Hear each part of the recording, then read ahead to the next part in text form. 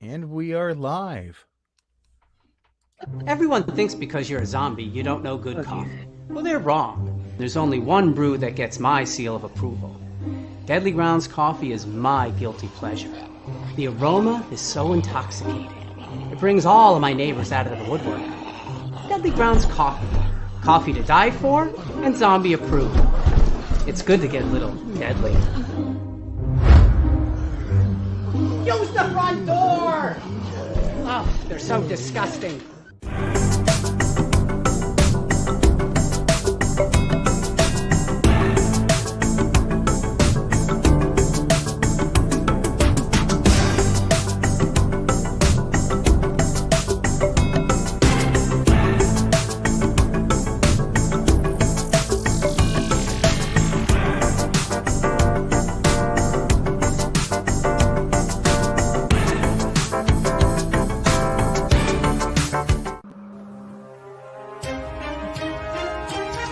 The Dorkening and all affiliated shows are not intended for anyone under the age of 18. The following may contain discussions or scenes that have adult situations, graphic violence, nudity, strong sexual content, and graphic language.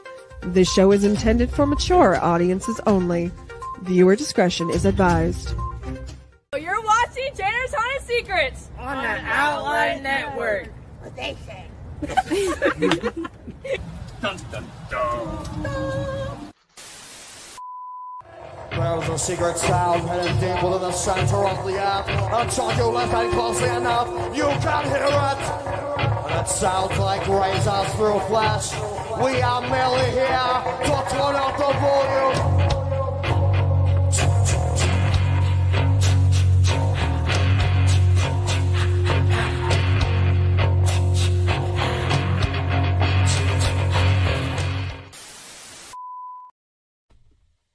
This is Maximus Christian Bryant with the Ohio Hunters Association, president, and you are watching Chainer's Haunted Secrets on the Outlight Network. Yes, you are, and I am really glad to have everybody here today. I have a wonderful guest, and I have had so many people on this show talk about this one person. Now, I actually had to reach out, and I amazingly have Alan Hops. Alan Hops. Finally. Alan Hops is such a wonderful and amazing person. If you get a chance to meet him in person, it is a great honor, but he is so much of a wonderful person in person that you're like talking to a friend. I am no one of consequence. No, I just do haunted house stuff. That's it. Which that's great because this show is all about everything and anything dealing with the haunted house industry, and we love this haunted house industry. And Alan, can you tell us a little about yourself? Well, less than Troy, because Troy would go an hour just talking about himself. That was the first part of his show, actually. Boy, I think like my little name there under my name, I'm a haunted house guy. I've done haunted houses since I was 10 years old. I haven't missed a season. I fell in love with it then, and it's just that this is something that it's haunted attractions to me feel like a calling more than they feel like a job or a career. I have no idea what I'd be doing if I wasn't doing this. I think I'm good at three things. I'm good at scaring people, sword fighting, and loving my wife. Like those three things, that's all that I'm really good at. Thank God I can make a living doing one of them. Those are like three of the best things ever. Are. And you know what? After the show, please let your wife know I said thank you. She's probably watching. I bet she's watching. she might be. She's amazingly supportive. Yeah, she is absolutely a wonderful person to have a conversation with. But yeah, so we're going to get into a couple different things because honestly, there is a lot of things to Alan Hops. You are a wonderful person and you start making YouTube videos. And when you start making them, why did you start making them? Well, YouTube was kind of new. Before at that point, we had email lists and we had some forums. We had like Fright Forum and we had a couple different forums. There's the old Howl list of of tips and things, but getting information to people in the 80s, which is when I like really started haunting, and early 90s, I call it goldfish bowl haunting, because one haunt would develop techniques inside their goldfish bowl, and they didn't want other goldfish to jump into their bowl and learn those techniques. It was very much a, don't let those actors in, they're going to steal my ideas.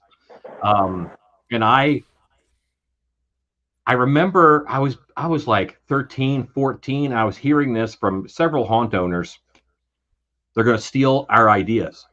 And I thought at that moment, I'm going to do great in this business. I don't have a shortage of ideas. I have no issue with ideas. If ideas are the currency and the value of something that you want to guard, then I'm going to do great, because I can just keep spitting out ideas, no problem.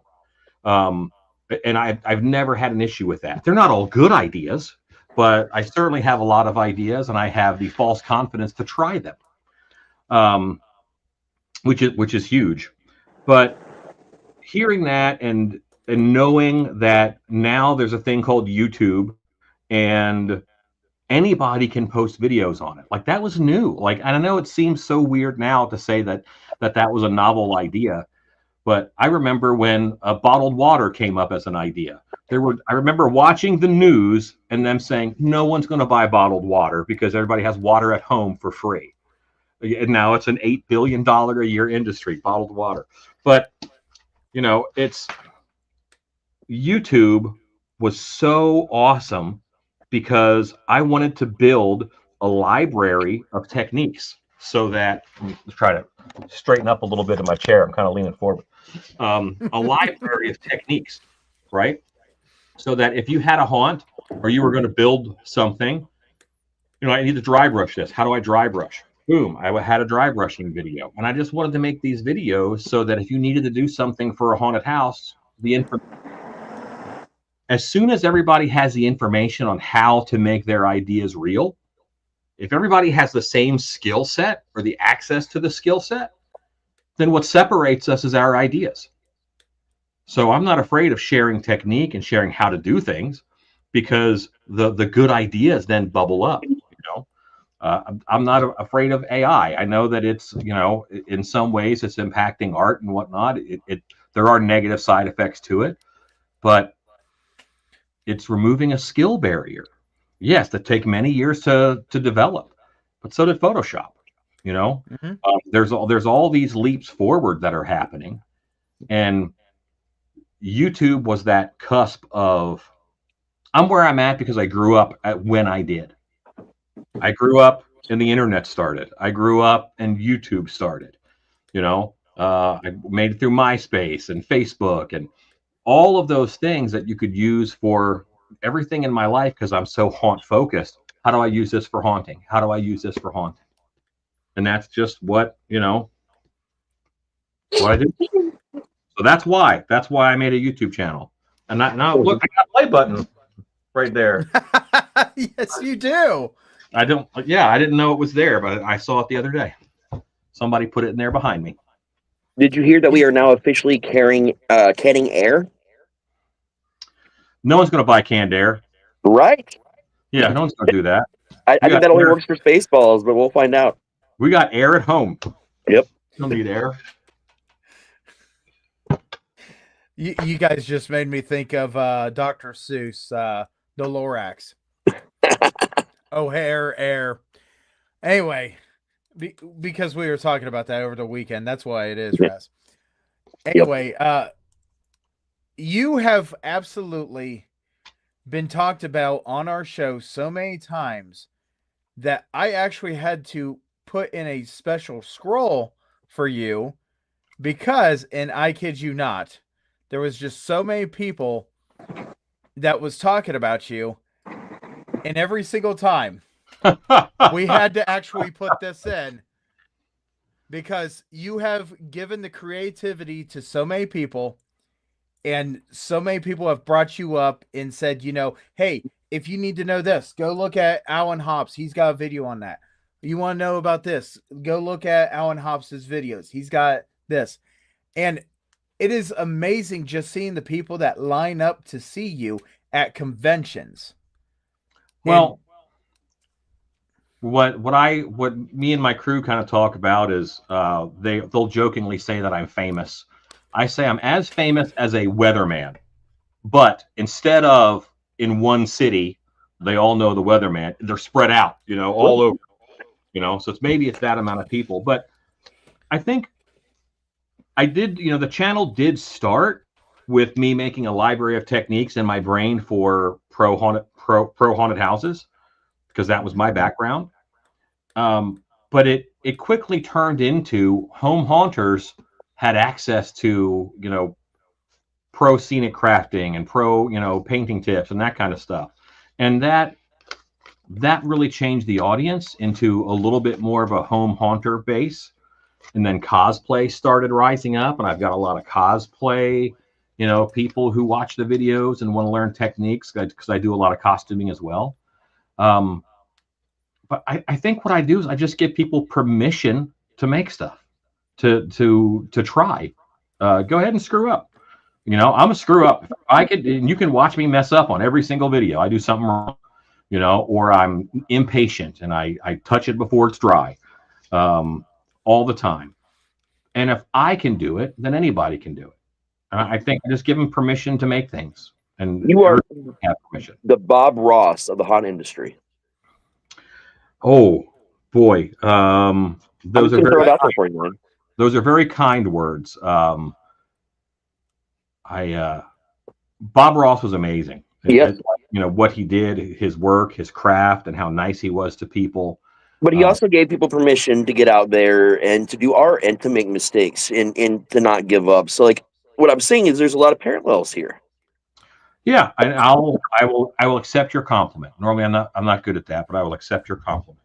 I've been at this. This is my 31st season, man, and I have a very short list of people to look up to and learn from. Being here, and it's so long, but you've definitely been someone. I've used a lot of your techniques over the years for sure, and I greatly appreciate you, man, and everything you do. Well, thank you. I see it that I have a massive list of people to learn from.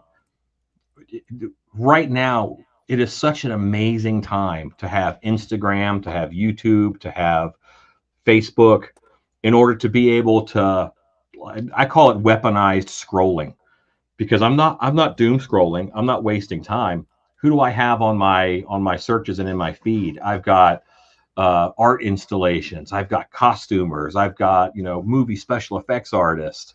I have Broadway stage designers. And I'm looking at that, and the amount of information and skill and creativity that we have access to now is phenomenal. Mm-hmm. If I'm a drop in that bucket for a community, hooray, but don't by no means stop at me. There are so many bigger and greater and amazing people that we can learn one little thing from. Learn one little thing from them, and then put it in your collection, and then move on and grab the next thing. In the beginning of the show, I made a comment how easy it is to talk to you and how wonderful it is to have a conversation with you. And this is a key point right here. Exactly. You're not just saying, oh yeah, you could learn this stuff, but I'm this much. You actually admitted that you say that you're a small piece. Oh, absolutely. You want people to go out. And that's one of the great things about you, is that you are so humble and you're so wonderfully talented. And there are things that everybody can learn, a little from here, a little from there. And there's just so much of a list of people that have taken the things from you because you offered them. And I know that you go to different conventions and you will show your techniques and this and that. And I will be the first to say that, not everything that one person does is going to be easy to do, but you have found a way to make a lot of things easy to do until they can get a little more experience and build their steam up. That's the hope. That's the hope. It's what are the three things, and you can only choose two. It's good, fast, or cheap. You can only pick two of those, and a lot of because of the nature of my work, I end up with the fast tab. It's like always slid over, you know. Right. And then, so do I need this to be really good, or do I need this to be really cheap? And that's going to make the other choice for me. But I do like to see what's being done and then find a way to do it differently. I'm not going to say better, because better is circumstantial in every case. But find a way to do it differently, to find more options for people, I think is good. I work very hard on my channel to do things that are repeatable. You might have to practice a bit, but to do things that are repeatable. Sometimes you'll see someone, well, I got this out of the garbage. This is a half a blender. I got this out of the garbage and I'm making this out of it. That's very cool if I find half a blender in the garbage. Sometimes, you know, you have to say, you know, here's where you buy this, here's where you get this piece. And I want it to be repeatable. That's one of my prerequisites kind of for a YouTube Wednesday video. One of the things I will always point out about Alan is it's not one thing here or he's good at one thing here. No. As I'm reading the comments, it is costuming, it is makeups, it is mask making, it is a haunt acting DVD. And I didn't even know that was a thing. Yes, I made several haunt acting DVDs because I kind of noticed a trend in the haunted house market when you're a haunt vendor and you're selling to other haunted houses. A company would come out with a product that was a good idea, and then you will see similar products pop up, somewhat copycat, but that's a free market, you know, that's how it goes. And that's something that I've always kind of worked into what I do. I was really hoping that you would see all kinds of other people pop up and make actor training DVDs. Unfortunately, that didn't happen.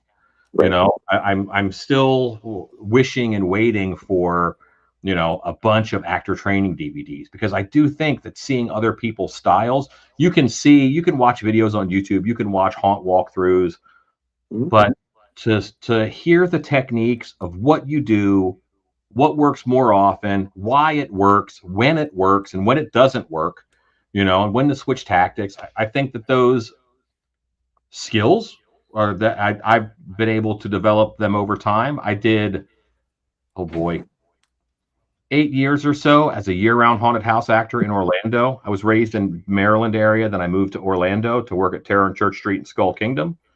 And then I would take my vacation time and work at other haunts around the country in October. And in 2001, I met my wife in Texas. She didn't know she was my wife, but I knew. So then I got back to work in October and then finished out the season there. By January, I'd moved to Texas. Oh yeah. So now I gotta know, when you met your wife, did your wife understand what she was getting into? She didn't even see me. I was a 8-foot tall bat monster. I was a quadruped bat creature on stilts, right? And when I'm acting, I don't break character. It's very rare for me to break character in any way. So I had a security guard, and I gave the security guard my email address because my wife was taking pictures with a digital camera. Those were new back then. And I told the security guard backstage, tell her that I don't have any pictures of this costume. I would love copies of the pictures that she's taking. And if she could even email them to me, I would be very thankful. So we had never even seen each other when we started emailing back and forth. I ended every single email with a question to make sure she had to write back. That's awesome. You know, that's one of the things, you know, we meet so many people in the haunted house industry. For you to meet somebody and say, you know what, I really want to get this girl's attention, and you found a way to do it, even though you're in a costume. I've been thinking about this lately. We live in a world full of lonely people. Because while we have technology that gets us closer together, we also have technology that prevents us from making the same kind of relationships that I made growing up, the same negotiating skills, the same, you know, we had to, when I was a kid, it was okay, go out. You know, I'm 7, but I have a bike and I can be 2 counties away on my bike. Oh yeah. As long as I'm home by, you know, I think it was 11, you know, as long as I'm home by 10:30 or 11, then, you know, you had to survive on your own, you know, and I'm not saying that that's better. What I'm saying is that there's some negotiation skills, there's some conversation skills, and just making friends and reading a group of people and deciding, well, I don't have any help with me. You know, I need to, you know, avoid these people. Those skills are they're not missing, but they're harder to develop. And that has caused a world full of lonely people. Haunted houses are the freaking answers to that. There used to be, and they were a big part of haunts, all these, you know, men's clubs or different clubs, Knights of Columbus, you know, Right. the JCs, and they did haunted houses. All these guys got together and did haunted houses and raised money for charity and whatnot. Some of those organizations are gone, or at least downplayed, but that communal getting together with people of like mind, that happens in haunts all the time. You know, how many times have you heard about haunt family and, you know, the friends that you make and the connections that you make? It's important, and having a haunt community and being welcoming as a haunt actor, I think that is your number one skill that I'm going to look for. I want to from here's what I want from a new haunt actor. I want you to walk up to, if you see someone sitting alone, you sit next to them and start talking. That's what I want. Yeah. Oh Because yeah. those times in the break room, those times at training, those times when you're waiting for makeup, you know, I would much rather see them talking to each other than scrolling on their phone or just have headphones on. And everything we have now is to cut the world off. And it's about, you know, you're a better haunter the more you can look at the world and absorb and take in, you know, the confidence that you gain from it, the ability to read people and see situations that happen in a controlled environment where you're kind of the king of that playground, you know, if you're a haunt actor. I think that's massive. I think more people should be encouraged to do it. I love that you said that personally. I know at our haunt, I'm pretty much in charge of the actors. I make them do a lot of, you know, team building stuff just in general, because we also have like a Nerf / Gel Blast arena. So sometimes I'll make them go out there and do that. We do picnics. We do, you know, all kinds of events, not just during haunt season, to promote that family and togetherness. We help each other move. You know, we try to instill that, especially into the younger ones. So that way, when we're out of the business, we've still got people coming up in the business that are going to take that wherever they go. You know, culture is something that I'm coming into late. Forming a culture, I have led by being a bull for a long time, and you know, but now I'm really seeing the value of gathering a culture of people and making a community that everybody wants to be in. One of the tricks about haunts, one of the hard things is that in the show, we have to build an environment that makes someone uncomfortable when they walk through it for 10 seconds. And then I'm asking the actor to stand in that same area for 6 hours. You know, that is, I'm psychologically torturing them, you know? So the least we can do is encourage some trauma bonding with the other cast. Yep. Right.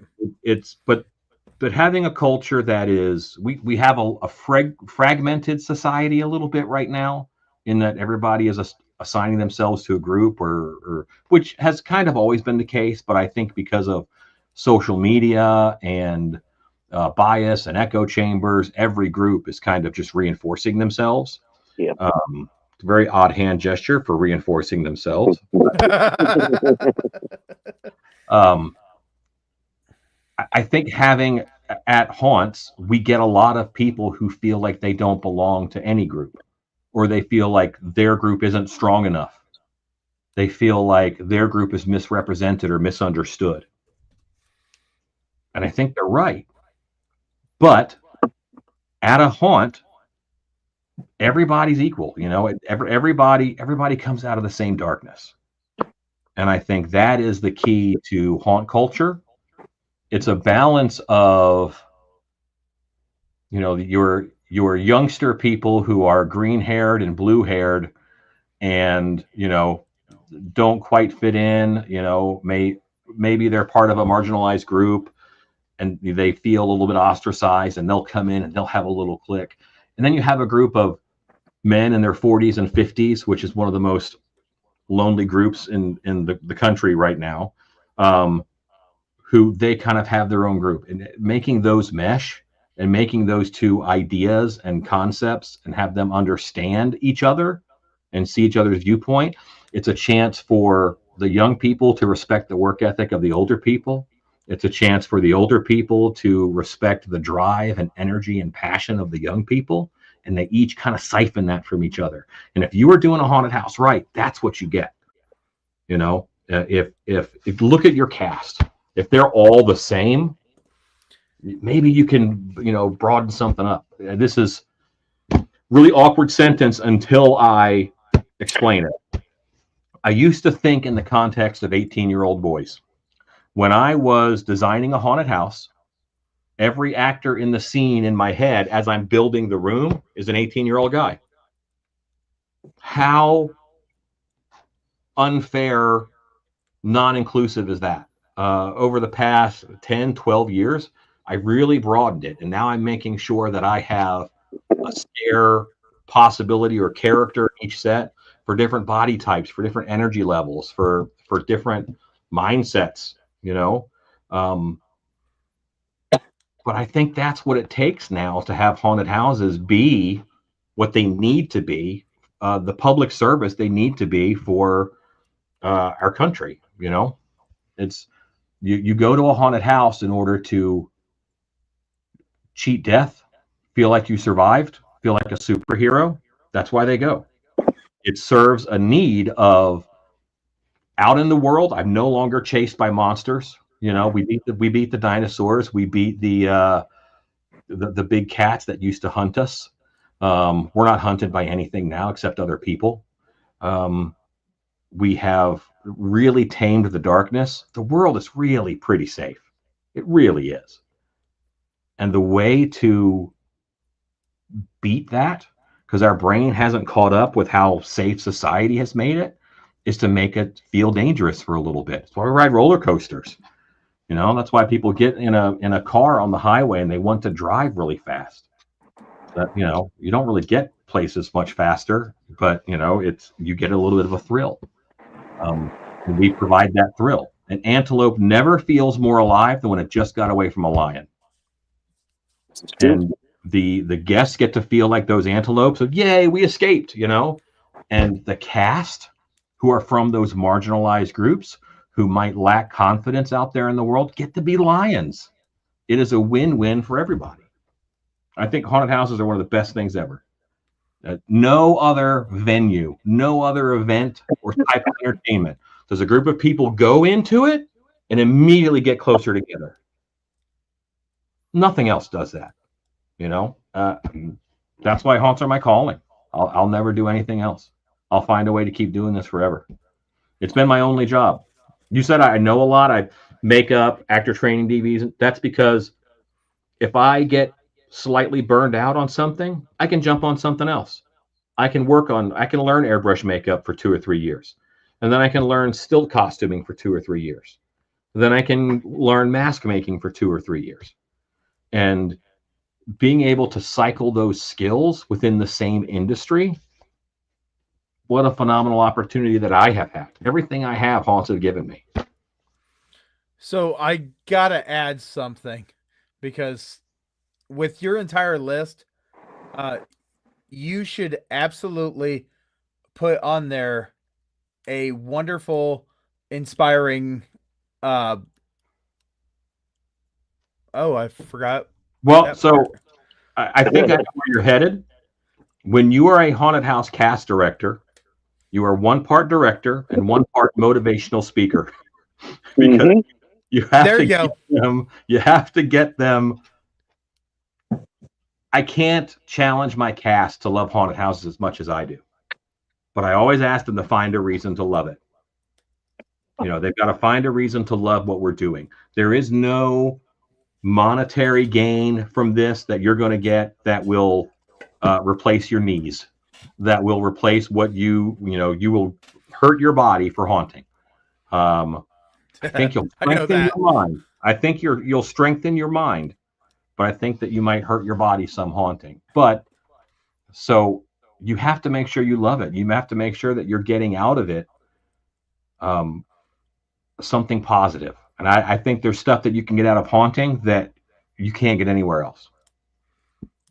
I totally agree, and Mhm. I think it's amazing exactly what you were saying on everything. And yes, you're absolutely correct.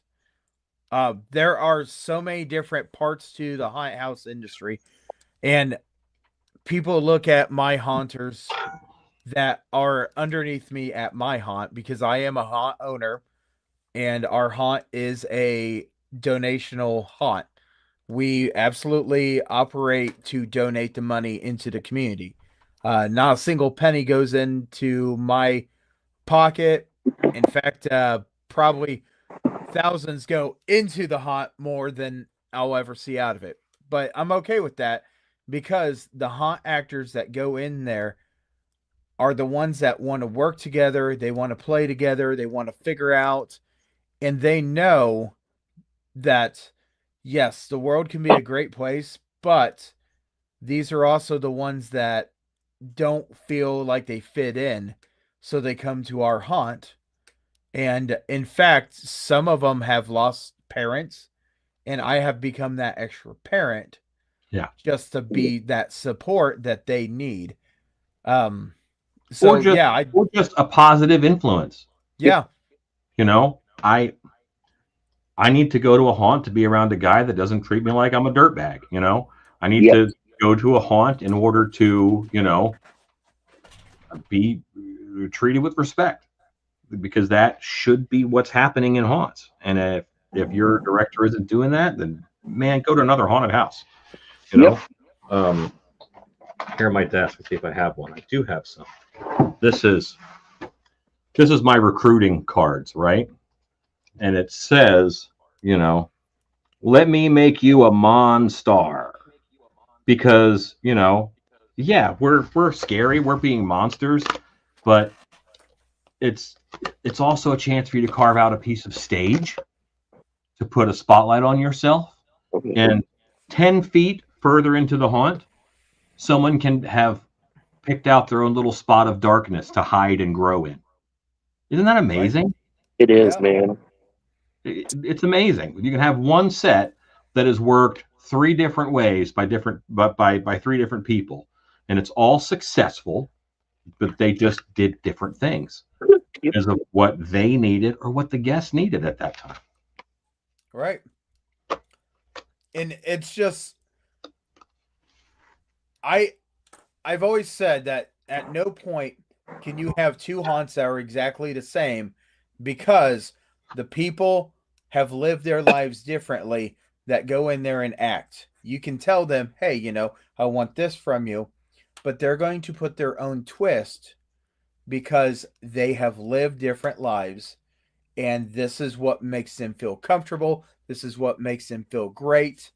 And I'm really glad that, you know, the haunt industry offers this to people. Big time. At dark hour, I tend to figure out paths for the actors. I'm a firm believer that you can tell someone what to do or how to do it. And I normally here's what I want you to do.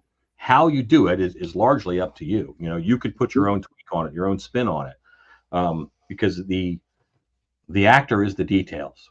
You know, there's the setting and there's the music that sets the mood and the lights and the scene. But then, you know, that's your paragraph. Those details, that punctuation, that's all the actor. You know, they need to put a spin and put a twist on that scene and have the confidence to understand I'm making the haunt the way that I want it. My one moment can affect a customer forever, you know, in a negative way or a positive way. I think an aspect of haunts not enough people talk about is the therapeutic side. We talked a lot about family, a lot about things like that, but so many, and Kyle kind of touched on this a little bit as well.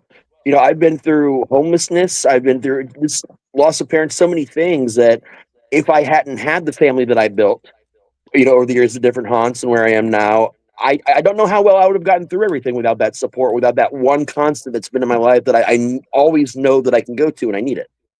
And there's something to be said not only for that, but when you're an actor, I mean, any part of a haunt that where you're contributing to the experience and you get to see how the customers react to that. You get to know that you helped create that thing. You helped give them that experience, and there's it's uplifting. You know, there's a lot of positive mental vibes that go into that. 100%. When you change the oil in your car, you have to take that oil to a place in order to dispose of it properly. A haunted house is a place for you to go and shed your darkness. You know, get that out of your system. You know, I'm actually not great at getting angry anymore. Like it's very rare for me to get angry, for me to raise my voice, for God forbid, threaten someone. Like I don't really do that because I have faked being angry for so many years and for so long. You know, I understand that the emotion is just that expression of emotion, of anger, of rage. It's a show. And, you know, I have poured so much of that darkness for me into the haunt. Yeah, I can fake it pretty good now, but I have a hard time generating it outside of the haunt. And it's rare that it's necessary. I think my life is better because most of my darkness is in that building. You know, it's in a trail behind me.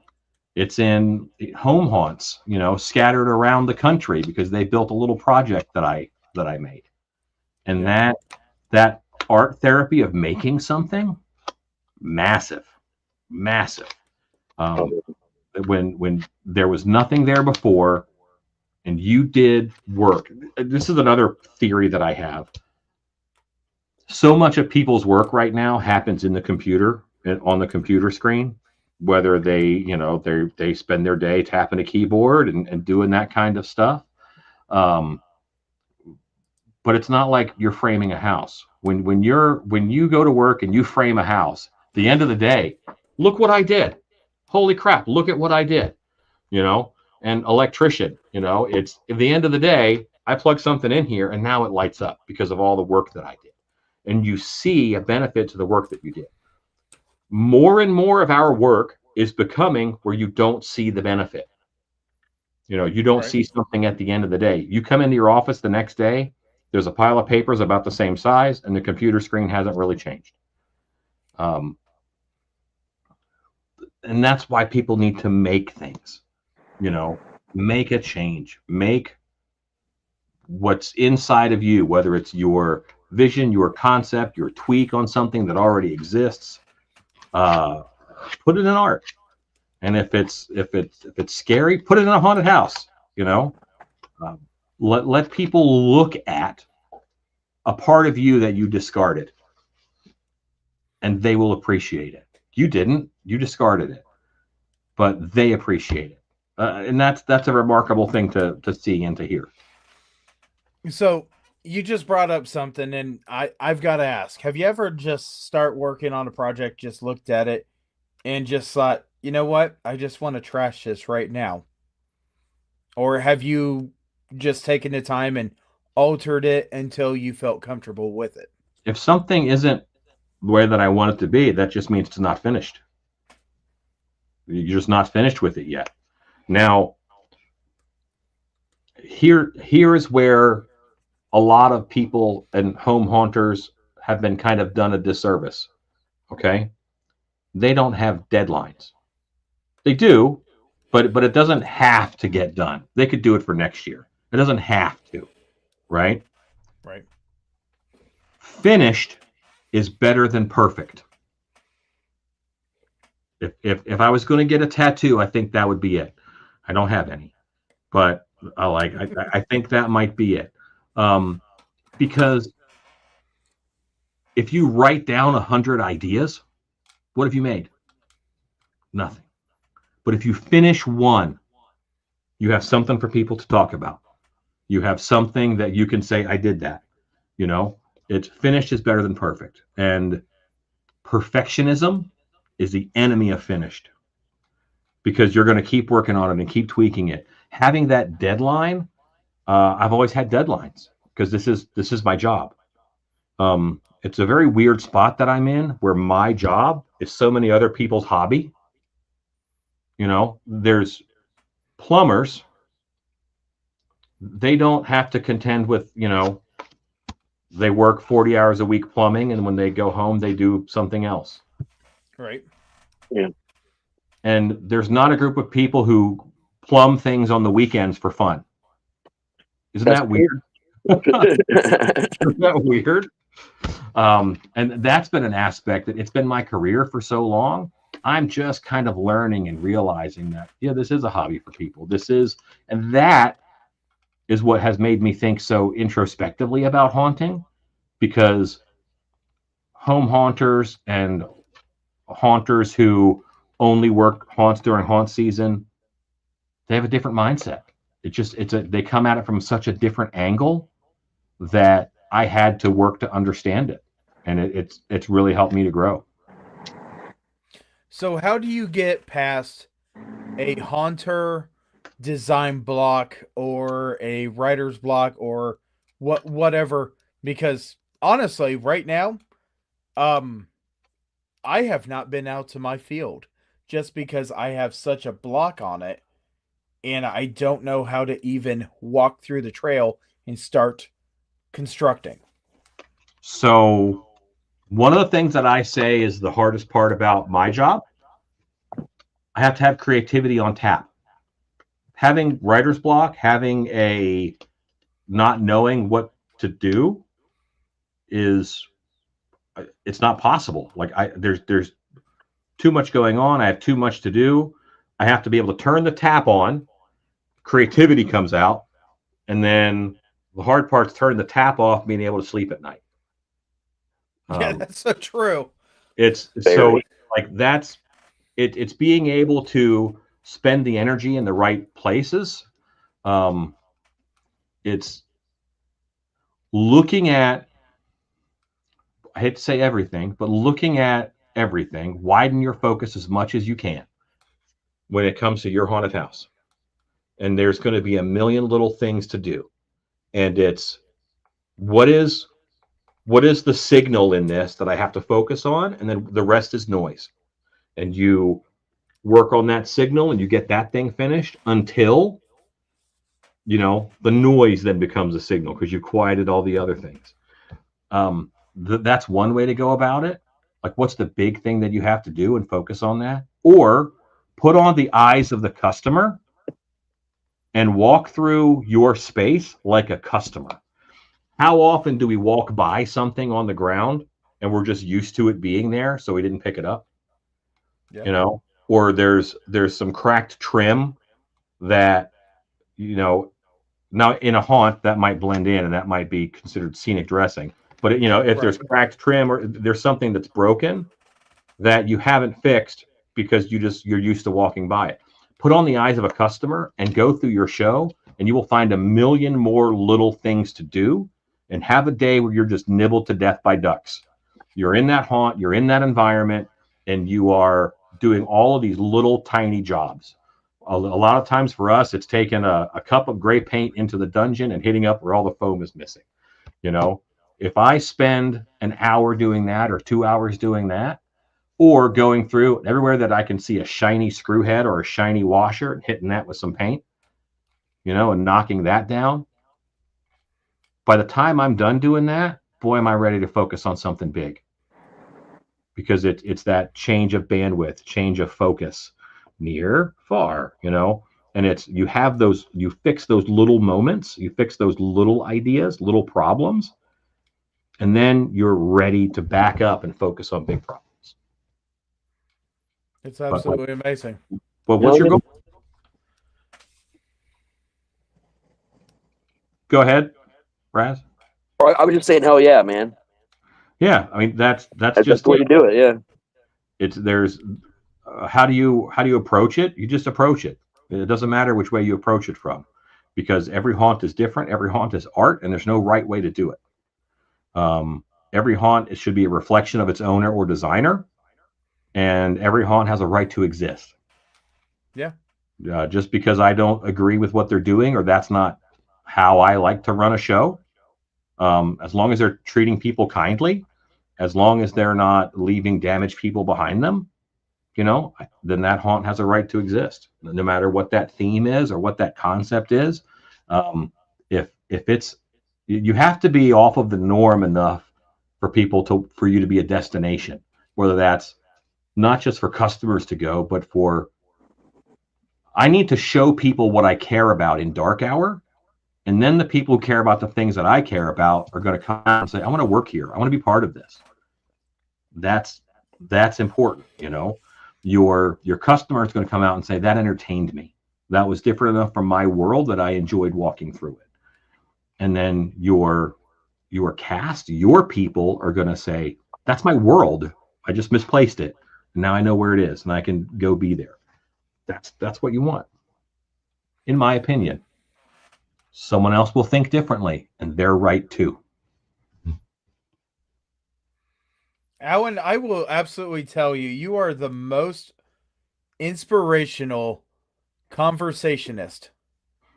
1,000,000% on that. Yeah, dude. Jesus criminy. You said so many things that I didn't realize I needed to hear, honestly, legitimately, until you said them tonight, and it's got me thinking positively about some things I've been struggling with lately. So that's in the haunt and stuff. So that's awesome. The only way that I am remarkable, the only way that I will admit to being a remarkable person, is that at 10 years old, I decided what I wanted to be when I grew up, and I never missed. Yep. I never deviated. So whatever it is, I've got experience from 10 years old all the way till today. And every day I get to look back at what I've done, and I get to look around me at who's doing it with me. And I'm learning from all of them. But you have me talking about something that I love to talk about. You asked me to talk tonight about something that I've dedicated my life to. Yeah. If I don't have some insights, if I don't have some bits of conversation or I'm not necessarily going to say wisdom, but at least tips, then, I should rethink what I'm doing. I should head down the sword fighting path or love my wife more. But currently it's scaring people. And as long as that keeps working out for me, that's what I'll keep doing. And it's such a worthy pursuit. I want everybody to do it with me, because the more people do it, the better it gets. Right. And I'll tell you, when we started doing this show, I flat out said, this is something I'm passionate about. I love listening to haunters, hearing their stories, figuring out this and that. And as we have progressed in this show, we have had many different people throughout the United States, and I have just absolutely been blown away in the things that they have done. And I knew coming into this show that this was going to be one of those shows that I'm going to see a lot of different things. And you have just spoken about so many different things that I'm sure that I'm going to go back through, rewatch this, and work with my crew on. And I've even said, hey, this is something that you guys need to watch, because this guy absolutely has got something figured out a lot better than a lot of people, which when it's your passion, you want that passion to grow. Definitely. You divine you you assign a value to a hero based upon their villains. My job as a haunter is to be an amazing villain and make all of the people who go through feel like the hero, that they survived something. If you walk by a fence, and you just walk by a fence, and there is a little dog yipping at you, that is not necessarily remarkable. But if you walk by that fence and there is a two-headed Rottweiler who is barking at you and hitting against the fence, and it's almost coming down, that's a story you're going to tell. Yeah. That is you have defined your moments by that villain that you had there. And that's what we do. We have to be out there. We have to be larger than life and scarier than death. That's the hope. Yeah. And people will remember that, and that's what builds your haunt audience. Then you have, your cast. I'm a director. I'm a haunted house director, and I have come to that conclusion. What that means to me is that I have picked a direction. I am headed towards dark medieval fantasy. That's where I'm headed. That's my direction. And I'm going to march that way so strongly, like a river, and other people who enjoy that will get swept up in my current. I dare you to try and hold me back from it. That is what I do. There are other people who are like, I like apocalyptic cannibals. That's what I love, and I'm going to make a show all about that. Hooray. Awesome. You're also right. It doesn't mean that I think any less of the show. Just do it well. If someone goes to a good haunted house, they'll go to another one the next night. If they go to a bad haunted house, they might never go to one again. That's true. And wouldn't that be sad for them?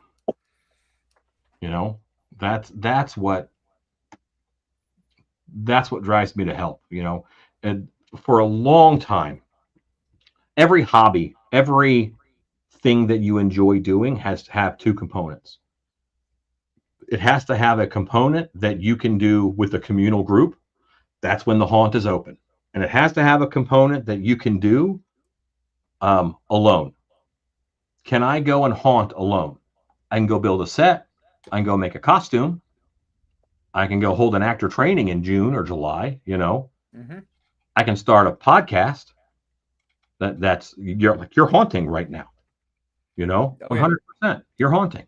You have found a way to fold haunting into your everyday.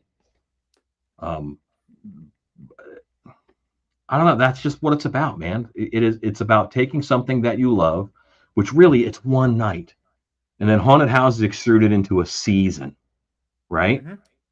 Then the people who really love it, who are like the Olympic torch runners, they pick up Halloween, they pick up haunted houses, and they fold them in every day of the year.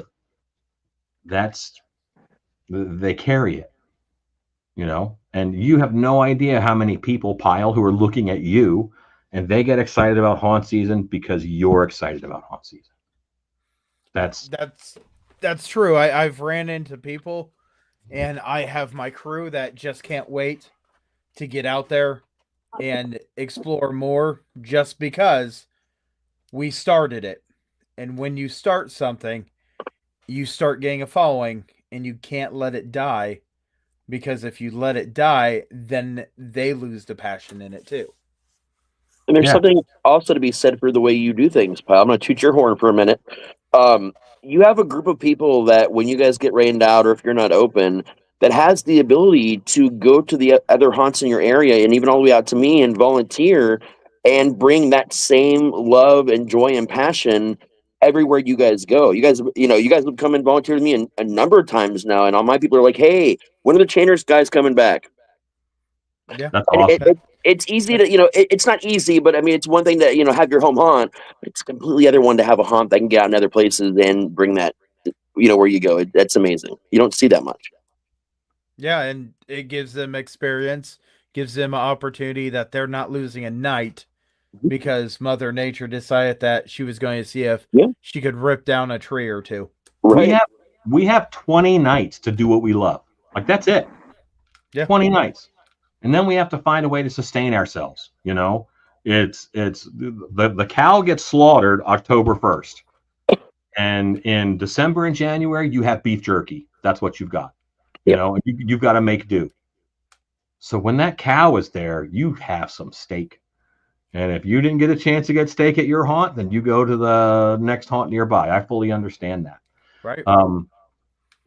As I evolved in my haunt career, I was what it says right there. I was a haunted house guy.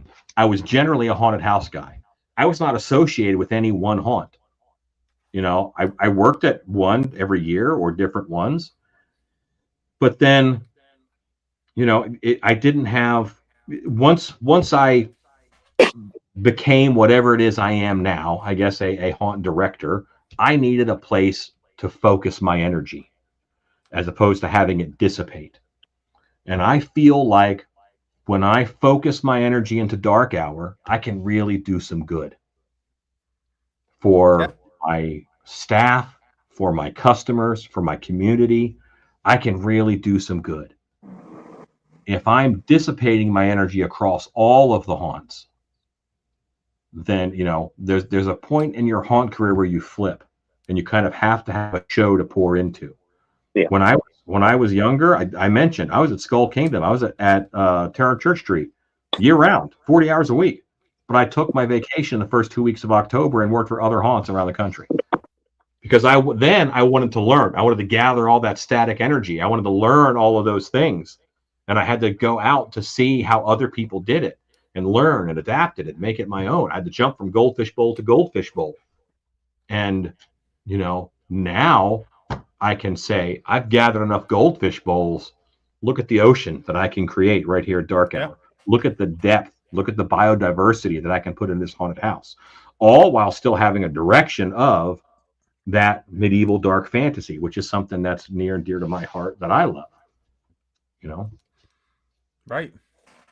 I'll tell you. There's just so much in the haunted house industry that I am thankful for. And if you've met me in person and had a conversation with me, you would have heard me say that the haunted house industry has saved my life. It absolutely has. It gave me purpose. It gave me a lot of things that I was searching for. Now, I want that for every single person, be a big haunt, be a small haunt, be whatever. Find the opportunity that you have that you can find something that just brings out the passion in you. There's so much things in the haunted house industry, anything from makeup to electronics to filming to doing this and that. There's not a single part in the haunted house industry that a single person can be a total master at, but it gives the opportunity for us to be jacks of a lot of trades. Yeah. So here's something that I coined a long time ago. I don't need to be the best at scenic painting, but I would like to be the 7th best. I don't need to be the best at costume design for haunted houses, but I would like to be the 7th best. You know, if I can be the 7th best at all of these different skills, how valuable am I? You know, Right. Yeah. What usefulness do I have? And now I find myself, one of the things that I'm doing at Dark Hours, I'm making a bunch of full-time year-round haunters. You know, I carry a staff of 13 throughout the year. Not too many do that. But I like that, but that's what I want. And now I've created an environment where I'm in the risky job of I have all these different departments and department heads, and when they have a problem, I have to be able to solve it. Yeah. You know, and thank goodness I have a giant toolbox that I can reach back and say, I think this would work, or I think this is the right approach. And, you know, if they need help, I'm there for support. But there's so many awesome people and young people who are just being forced to figure things out every day here. And that's magic. That's where people grow. I do not expect the people who I have with me to stay with me forever.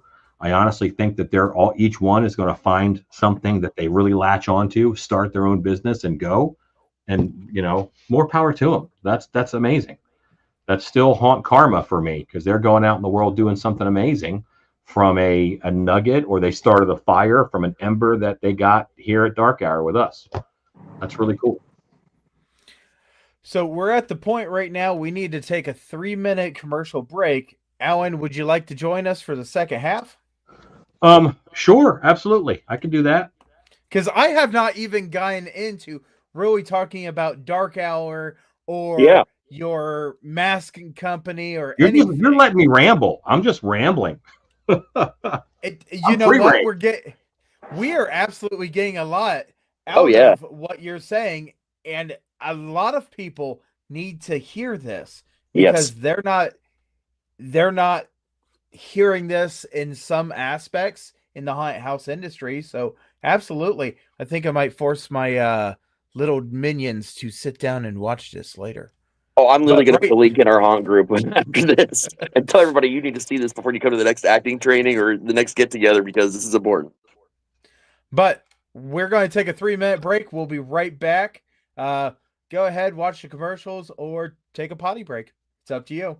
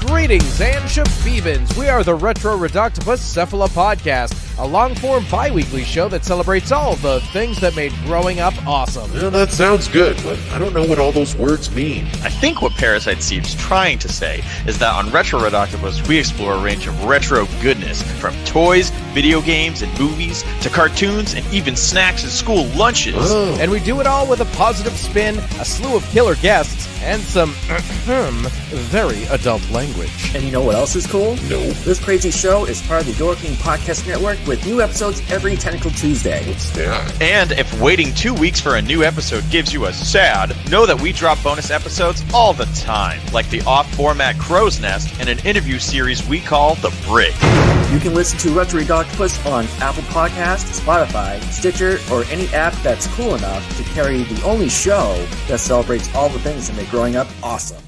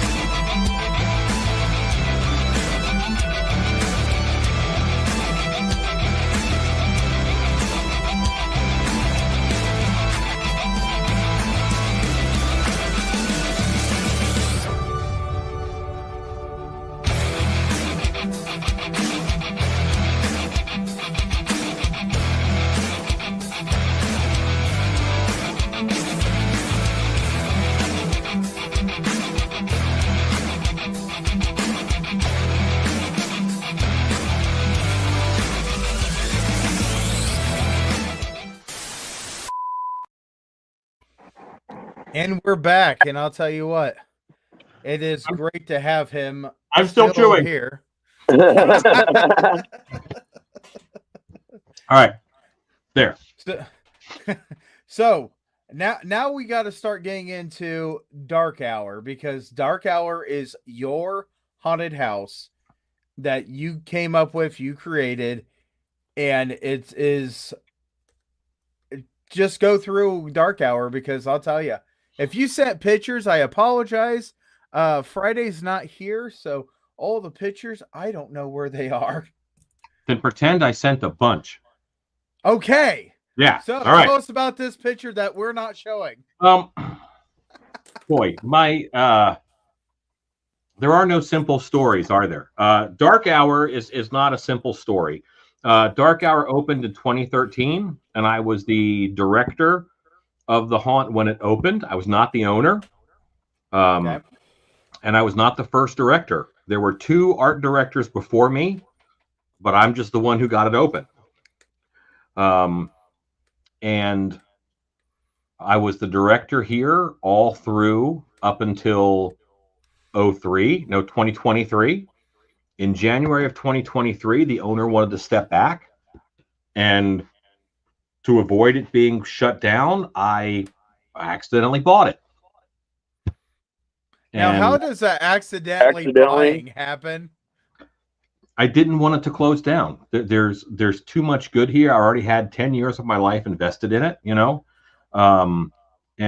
I didn't want to see it end. And I was able to work out a very creative deal where I would purchase the property. And it is one that I was not the only person who fed the art into it and the ideas, but I was probably the loudest voice because of what I did. And I'm very happy to be a custodian of it. That's how I look at myself, is that I'm the guy here to take care of this world that we made, and through direction, make sure it's going down a path strong enough that other people want to follow. That's it. That's awesome. What is it about? The backstory of Dark Hour is there are 12 witches. There's a coven of 13 witches. There's a coven of 13 witches. It's the Dark Hour Coven. And they're going to make a spell that causes a magical eclipse, which will make it nighttime forever. In order to do that, they need to harvest fear energy. So they built a haunted house. That's Dark Hour Haunted House. Epic. They're going through. That is absolutely one of the most unique ones I've ever heard. Yeah. I like that. But that coven of witches allows me to have a nightmare witch, who is a witch from the nightmare realm, who, reaches out into people's dreams and gives them nightmares and harvests their fear energy that way. It allows me to have a witch from ancient China, who is the dragon witch. And then I can do a little section of the haunted house, which is, ancient China and Chinese themed. I get to do a Wendigo witch, who is who eats people and gives people the cannibal curse of the Wendigo, and makes them prey upon their own loved ones and people around them, makes them hunger for human flesh. That's our main witch this year, is the Red Woman, we call her. We get to explore all of these different stories and cultures and things that scare people, and I try to line up each witch which is with a style of predation. So, like, everyone heard of an ambush predator. Well, that's one type of predation. Trapdoor spider. You get close, boom, and they grab you. A snapping turtle. The little tongue is there, looks like a worm, and then they get you.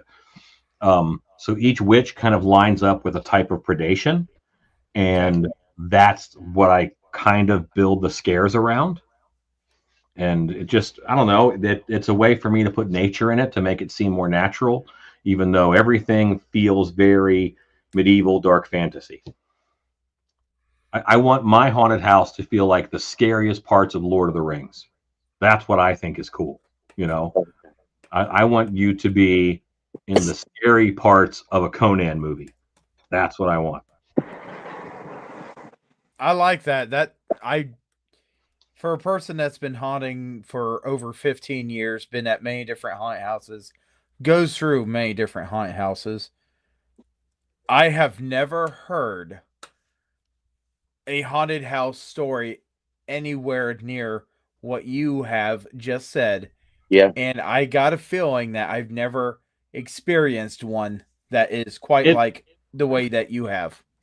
It's a train wreck unless I believe in it hard enough or you think it makes sense.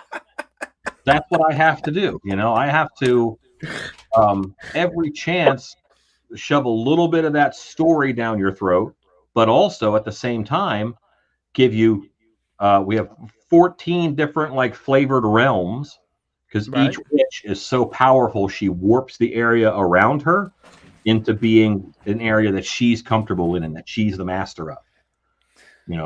That's so each witch's area kind of reflects her. So I mean, those are the kind of the haunts that stand out for me are the ones that have an active storyline that you can pay attention to, whether it's from the website before you even show up, word of mouth, while you're there experiencing the things and knowing why this is there. Like you said, there's so many different sections, but there's a reason, there's a cohesion there. And that sets haunts aside from haunts that just throw a bunch of scenes up, and that's the end of the day. So we're a standalone haunt, right? So a standalone haunt can get away with and even is encouraged to have a sewer room, a sheet maze, a scary mechanic shop, a greenhouse, a haunted library, and all of those different rooms kind of work, a butcher shop, all of those different rooms work. Right. And a clown room, they all get shoved together. And if you're one haunted house and they're only going through one haunt, that's what people really they want to hit all those different notes and they want to see that. Yeah. Right.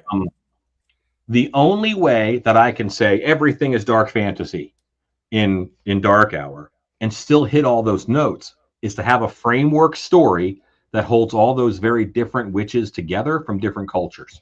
Right. Yeah. It's amazing. That is very creative thinking. That's the way that I strive to do it. Again, my way's not the only way. This is that's my path through the tall grass. Right. Everybody's gonna find their own way, and as long as you don't fall in a hole or quit, then you're on the right path too.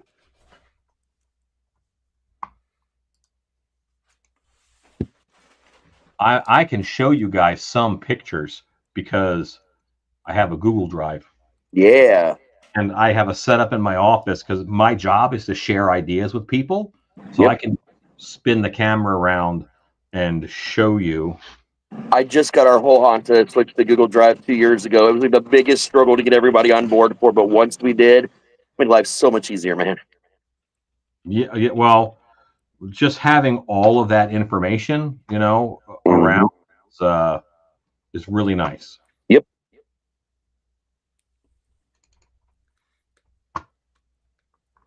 But it does take me a second to find things sometimes. Because if I start with witch as my search word, then that brings up hundreds of things in my... Right. Yeah. I'm the person that irritates everyone on the drive by making subfolders for everything, like obsessively. So, has there ever been a big struggle in your haunt that you've just looked at and said, man, this is just tripping me up, but you've been able to overcome it?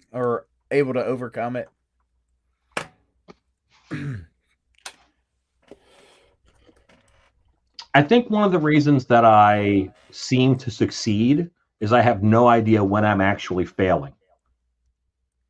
I can't think of something framed the way that you said it that is a situation like that. I have the same challenges as everybody else. I have not mastered having staff that hang out all season. No, lives happen. They move on. The job is hard. They're going to drop off. That's every haunt has that challenge. Right. I can't get any more customers to show up on opening weekend than you can. That's just how it is. They're going to come at the end of the season. We have this peak. I haven't figured out how to redistribute it. That's so true. But those are challenges that everybody has. And I don't see that as a failing. I see that as nature. You know, it's cold in the winter. Can't change that. So that's, you accept it and you move on. The challenges that I see in haunting and that I'm constantly fighting and addressing are nature. And you do what you can. You put on a coat. So you advertise more at the beginning of the year. You let word of mouth carry you towards the end. If you have a $10,000 budget for advertising, spend it all the last weekend in September and the first weekend in October. And then you'll get enough word of mouth that it'll probably sustain you through the rest. Because if you're dropping, $1,000 on ads the week of October, it's probably wasted money because they're coming anyway. Right. And it just, have a good haunted house and don't be a dick. That's my. There you go, right there. Right there. That's Raz's number one rule to everyone when I do my opening speech to everybody when we're getting all them there for orientation. It says, what's my rule number one? Everybody chants it back. Don't be a dick. There you go. That's right. That's right. Followed by the speech from Goonies, to remind them that it's our time down here, because that's I have to do that every year too. Boy, I'm having a hard time finding my files, and I don't want to split my talking is more important than, You're fine. That's fine. At any point, if you ever want to share photos or something like that, and like I said, Friday might have some photos, and we just don't know about them because she's actually the one that answers all the emails. Yep. And she poses like me, and she poses like Raz all the time. Yep. She's our gal Friday. If you have them, it's because my wife posed as me and sent them. I figured this out too. Jenny's also very good at stalking, like for good. Oh yeah. Let me specify the for good part. But also, you can type Alan Hopp's haunted house stuff into Google and things pop up. Oh, yeah. So it's not hard to find some of the cool things, or look up Dark Hour. I'm very proud of Dark Hour's digital profile.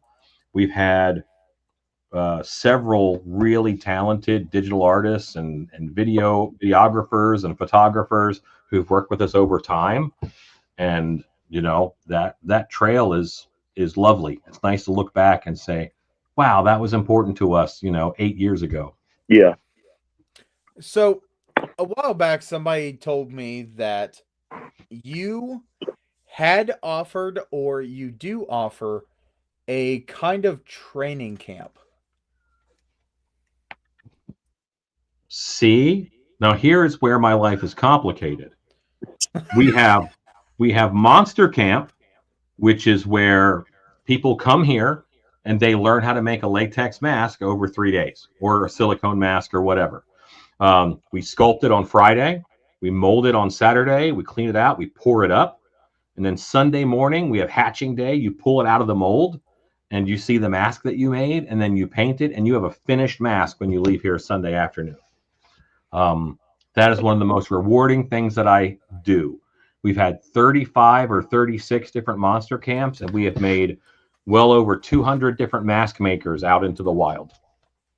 And if I go to a show like Midwest or East Coast, there's 4 to 8 booths there that started at Monster Camp, and that makes me really proud. That is pretty dang awesome right there. Yeah, dude. See, I knew there was a camp or a class or something. I just could not remember exactly what it was. And why I was confused a bit in the beginning, and to see that information, go to StiltbeastStudios.com, and you can get on a list in order to find out when we post the classes for next year, which will be very soon. Probably the next couple of weeks, we'll be having those classes posted for next year's schedule. I think it's remarkable, but again, it's something where you show up and you get a bag of clay, and you're in a zero failure environment. I'm gonna talk you through and work with you through the whole process of sculpting it and getting your idea the onto the clay and then into that final mask form. Mm-hmm. And you start with a bag of mud and you end up with a finished character. You have an idea in your head. My favorite part about my job, I have an idea in my head, and then I can see it walking around in a cool environment. Really, we're making dreams, nightmares become a reality. And that's one of the coolest things that I do. Those moments I always treasure. That's awesome. But why I was confused and why I was like, well, what is he talking about? Because we have done in the past a lot of actor training. So a haunt might have us come out and we'll go to that haunted house and we'll do a full weekend of actor training where we'll do a walkthrough of the haunt and work with the haunt owners and designers to maybe do some tweaks or maximize what they're doing. And then Saturday we'll do a full day of actor training. And then normally on early Sunday, we'll either do advanced training for like walk around characters or hit something very specific, or we'll do airbrush makeup training. So through the comments, there's plenty of people talking about the monster camp. Oh yeah. And apparently this person has went through twice and it's life-changing. Pyle, have you enjoyed this hour? Yes. Monster camp is 3 days. Oh, jeez. That was amazing to me. If I could walk away from some of the stuff I do and be sure that it would be okay while I walked away from it for, 3 days. I almost had a panic attack this last weekend because my cell phone, I didn't have dispatch for the emergency disaster service call anybody else, and I had no reception. So I didn't know if there was an emergency, and I didn't set it up right. So as long as I can do my part correctly, that would be awesome of finding your monster camp and doing it for 3 days. I'd go with you, man. Come on out. We'd love to have you. It's an experience. If you haven't sculpted before or you haven't made a mask, it's a start down a journey, And again, like I said, it's a zero failure environment. You're gonna leave with a cool looking finished mask. That's the guarantee. No one has ever not finished a mask. Oh wow. They all get done. Down to we did 2 silicone monster camps this year where they made a silicone mask in that same time period. And we came in and there's 6-8 students or whatever it is in different. My wife says something to me. Okay, here. Oh yeah. Media links. I gotta listen to the wife.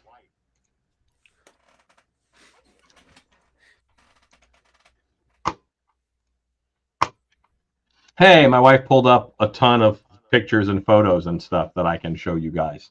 That's cool. Okay, thanks, wife. And we'll get into that here in a minute. What was I talking about? Talking about the monster camp and masks, and you get to come here and you're in an environment where you're not worried about your phone going off. You're not worried about being the boss. Your job for those 3 days is to get the art out of your head and into that clay and then into that latex. And then through painting, give it a personality. It's one of my favorite things that I do. The actor training weekends that we do are phenomenal also. I get to meet hundreds of actors every haunt season where we can travel around. And what's amazing about what I get to do, it's not what I can teach people, it's what I can learn. Because if I say, hey, here's how you paint a skull, and I make a YouTube video about it, I'm going to get 50 people who say, when I paint a skull, I do this. And that's a tip that I learned. So I just had to show people, my way. And then I learned 50 ways or 100 ways. And so that knowledge just keeps compounding. And now I know 50 different ways to paint a skull, or different tips, tricks, and materials that other people feed into me. But the same is true with haunt acting. I see and I learn things every season when we're out. These performers do astounding and amazing things, and I get to orchestrate it. That's cool. That's awesome. So go ahead. One of the things I wanted to know is, when you're making a mask and you're making a whole costume and you're making the creature that you want to, what feeds the passion to create it from start to finish?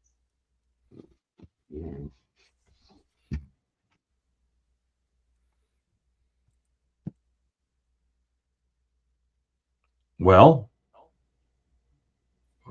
finished is the goal. Finished is better than perfect. I don't worry about this has to be perfect. I get it fun, I get it cool, and I get it finished enough. What's a lot of the time, I just want to show people something they've never seen before. We did just recently, our most recent show was a Fang Frenzy, and we actually let people on Facebook decide what kind of fanged creatures they were going to see inside of Fang Frenzy. So in like a month before the show, we said, what kind of animals with fangs do you want to see inside of here that to attack you during this Fang Frenzy? And someone posted snails. I want to see snails. And people voted. Snails got the most votes. So we made were snails for this last show. And there's two ways that you can do that. You can take it and you can think, snails, what the heck? That's a joke answer, Right. Or you can accept that challenge and say, how can I make snails terrifying? And we did a pretty good job. If you look at Dark Hours social media and just go back a little bit, you'll see some videos of some were snails that we have moving around.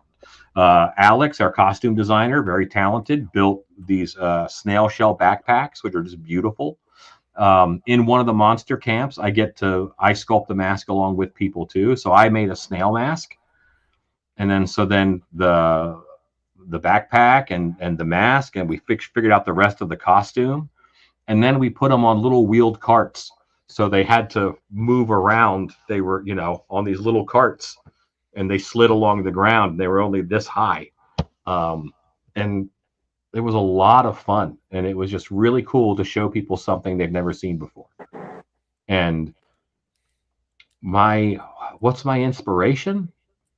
My inspiration is not on the front end. The front end is the idea, the concept, and the spark. The inspiration is that I'm going to give this to an actor, and that's going to empower them. That's going to make them feel awesome because they look good. Or take it a little bit further, take it to the guest.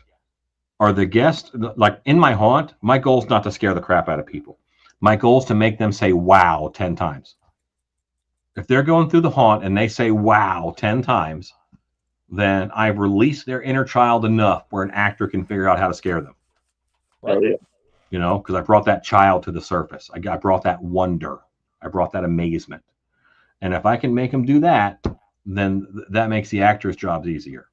So the goal while I'm making it is, what are the reactions going to be to it? How are people going to feel when they see this, when it chases them? Right. Well, when I'm painting it, I think about, what is this going to look like coming out of the dark? What is this going to look like scaring someone and then going back into the dark? That environment, that relationship between predator and prey, between actor and customer, that's what I'm thinking about. And I'm in the sculpture, in the paint job, trying to tweak it to change that relationship down the road. Did I answer your question? Again, I feel like I'm rambling. You are answering the question and giving a lot of detail in your question or in your answer. And I love that because some people just go and they're like, well, this is where it comes from. And then that's all you get. You are so passionate in everything you do in this haunted house industry, in the work that you do, that there are so much details. And every time you talk about it, you can hear the passion in everything, which is amazing. I desperately want other people to do what I do. I desperately want other people to find the joy that I have found. And I found it through making things. I found it in haunting. I found it in working with others. I found it in sharing what I love with the rest of the world. So that's what I want other people to do. I think Raz just had a motorcycle go past. Yep, they couldn't catch the audio in time. So let's see if we can figure out how to. You want to see some pictures? Yes. Yes. All right. This is going to be a little bit weird. Okay. I like weird. So this is my office. I don't know it's kind of a mess because I work a lot. See Beastman in the corner. He's one of my favorite characters. Hell yeah. I'm surrounded by monster toys and art. That back wall looks like Castle Grayskull because I wanted to have a fun space to do things in. Up top there is a whole bunch of different werewolf masks because they're my favorite. And now I'm going to set you up on tripod.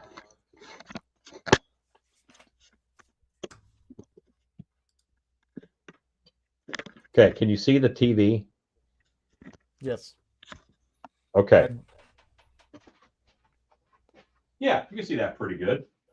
And now I can do this, and we can run through some of these. And let me get a little closer with my tripod.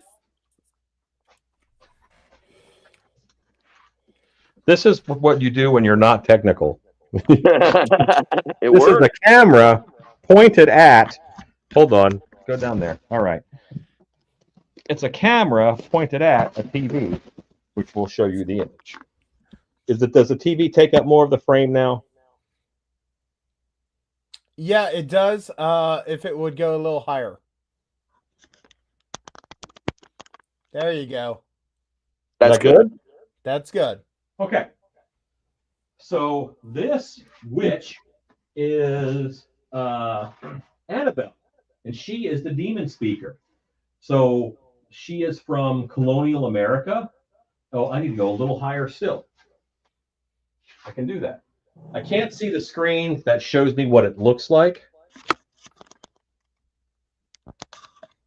How's that? That's more? Better. That's great. That'll work.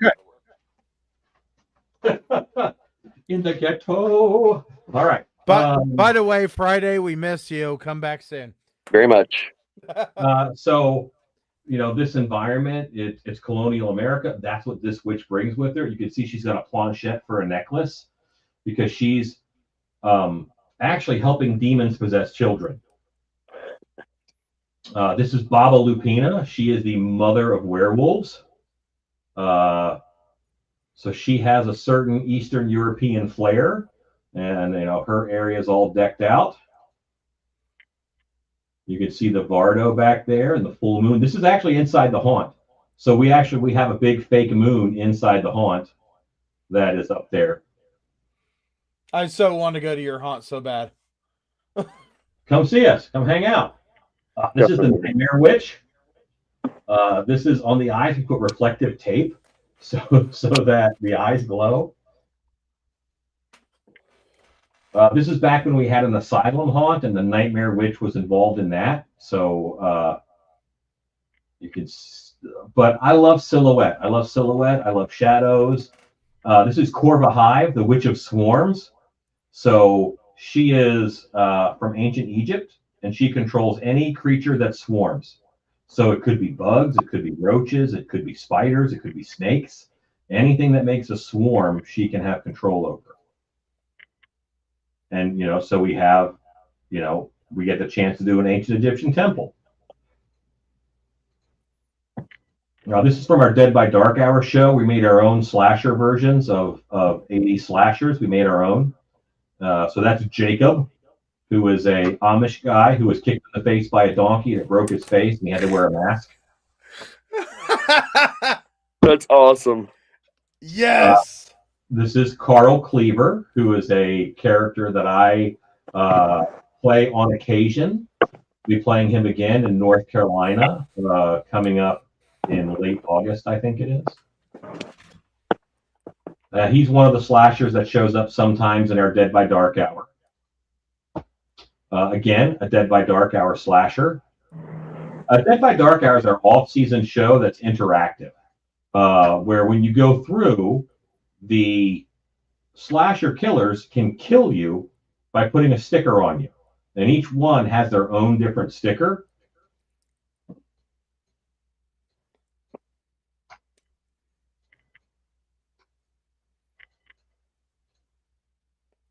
This is one of our sliders who is a lightning bug. Happens to be in the Egyptian temple. That's amazing that that's a slider. Yeah, you can see the slider's mouth down here, and the eyes are looking out here. And this whole thing came about because this person's allergic to latex. So they needed a different setup and array, Right. Egypt. This is out front. Some of our characters out front. That's Teddy. He is one of my creative admins. Mothman costume. Oh, my son would absolutely go nuts for Hell that. yeah. Well, we have fun. Like, we do a lot of stuff. Goblins, Yeah, I guess that was. No, that was not the last. Oh, I clicked wrong. I'm bad at this. Goblins. This is Maeve, the Goblin Queen. So Maeve McKenna has horns and big wings, and she controls a horde of goblins. She's from the Goblin realm. So that's one of our witches. And these pics are all inside the haunt. So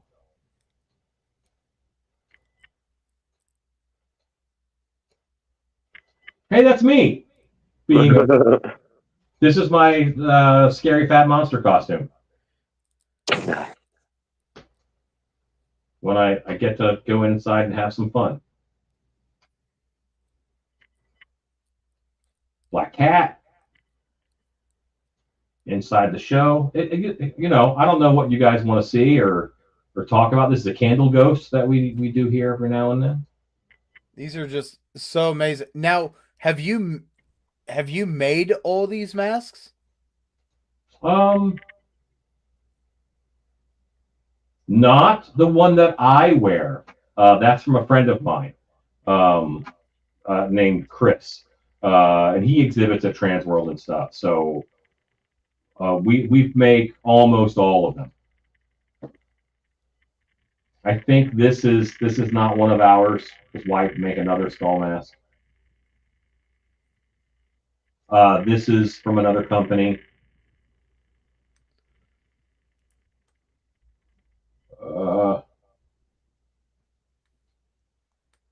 I think that whenever a haunt can, they should put Halloween inside their show. And, so we have the first section is Halloween, the Halloween witch. Really? And, so you're being attacked by trick-or-treaters and, scarecrows. So it's very Halloween themed, that whole first section. Scarecrows. This is Halloween right here. And every witch has a name and then a moniker. So her name is Halloween. Her moniker is the child-eating witch. Because she eats kids.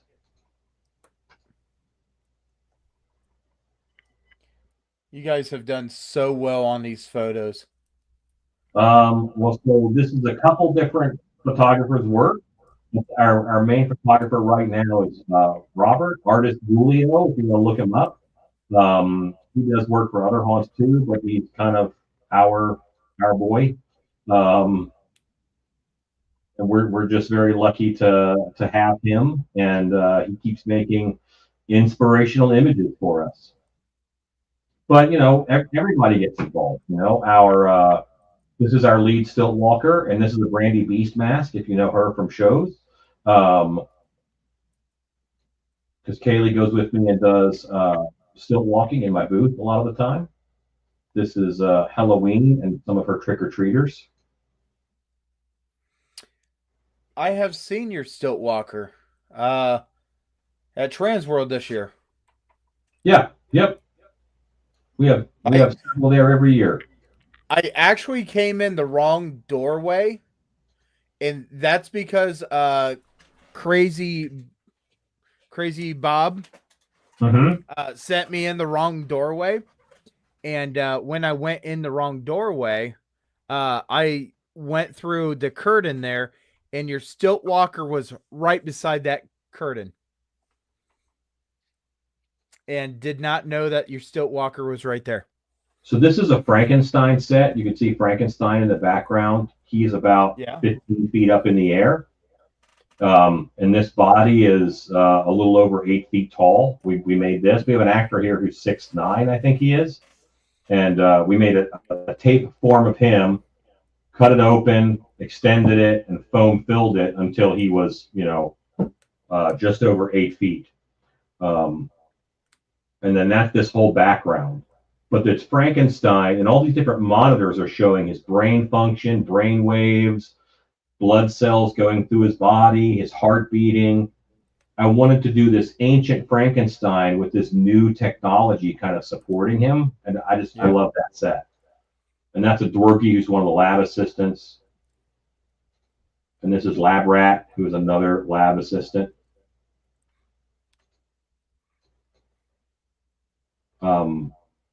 This is the Vampire Witch. She is a witch and a vampire. Oh, nope. Now we're at the mermaid. See how fast it changes? But yeah, all these are inside the haunt.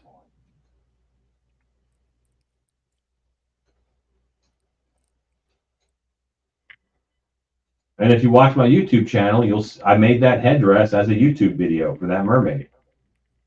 And that's this here. Yeah.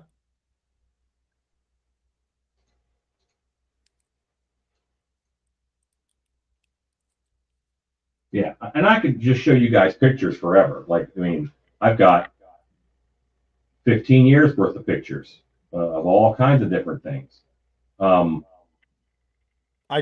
love the differences in all of your characters versus what I'm used to. I mean, anybody can go out and buy a mask from a spirit or this and that. That's a clown mask. These are all masks that are original to your haunt because you made them, except for a few, right? Yes. Yeah. And, if I'm going to do a skull, then, the skull is going to be probably someone else's. I don't need it to be mine. There's already good skulls out there. But a lot of times I want something that's going to be very different. The headpiece for Lalandra here, the Vampire Witch, I made this. This is a lace doily that a friend of mine gave me. And, I painted it silver and put some stuff on it and added the horns. I laser cut these Gothic windows up top of the headpiece.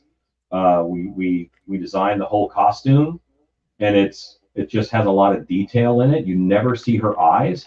And one of the goals with the witches is to be able to let several people play the witches. Yeah. I don't want to get caught in that clique where I'm this witch, so I'm important. Right. Every actor's important. So we can,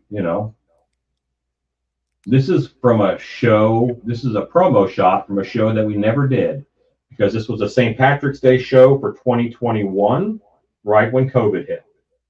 and I decided not to do the show because we didn't know enough about it at the time. And this was we were doing a St. Patrick's show where the snakes were coming back to Ireland, so it's all snake people. Nice. This is my 3 witches, which are the 3 Stygian witches that you see in Clash of the Titans. Well, those are witches from history.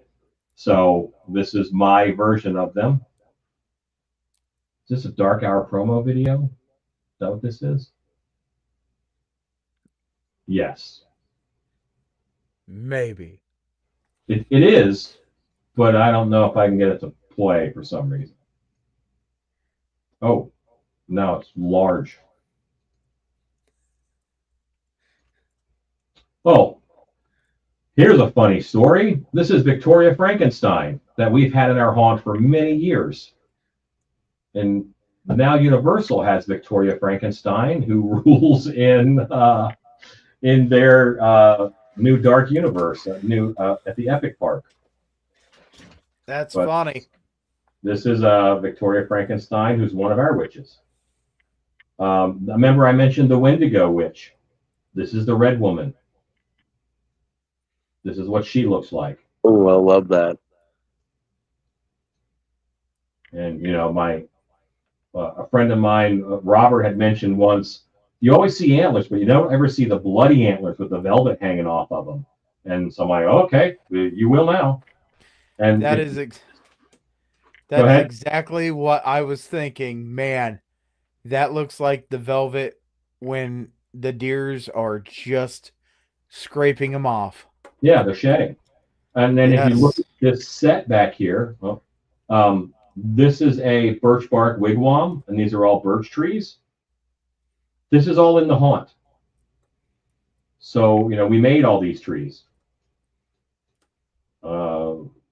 Some of them are painted, obviously, but a lot of them are 3D, and we do it in a way to build up layers. But this is character in the haunt. She's spooky. Yeah, so let me move the camera back over here. But that way I got to share some pictures with you. And they're amazing pictures, too. Definitely. A lot of amazing stuff in there. Yeah, absolutely. Man. It just makes me want to jump in my vehicle and take a cross-country trip. Yeah. Come on. Come see us. Well, I got plenty of friends that are down in Texas. Yeah, including Friday. Yep, Friday's down in Texas. And I bet you Troy would be more than happy to see me. Yeah, and now Texas is big, so depending upon where they are in Texas, we're in the DFW area. We're just, we're about 20, 30 minutes north of Dallas. We're in Plano, Texas. But I can leave my house and I can drive for 16 hours in one direction. I'm still in Texas.